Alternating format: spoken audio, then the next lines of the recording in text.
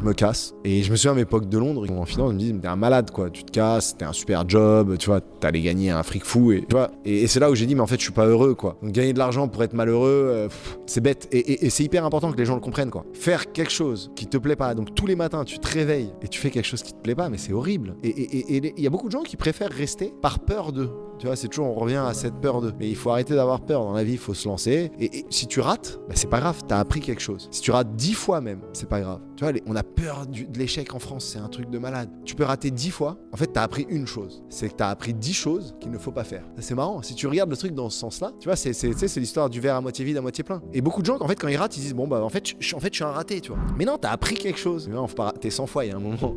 Faut savoir rebondir et faire les bons choix. Mais donc voilà, et donc moi, je pars de Londres, mais je rencontre mon associé, mon futur associé d'Aircall, quoi, donc celui avec qui on va s'associer, Olivier, qui bossait un peu sur l'idée. Donc tu te pars de Londres en mode je veux lancer une startup. Ouais, je rentre à Paris. Non mais j'avais parlé déjà avec, j'avais rencontré Olivier et j'avais surtout parlé avec Thibaut Elzière, qui est notre premier investisseur chez Aircall, et qui nous a soufflé cette idée, qui nous a dit comme quoi, tu vois, c'est lui qui nous souffle l'idée. Et l'idée, ça vaut rien, hein.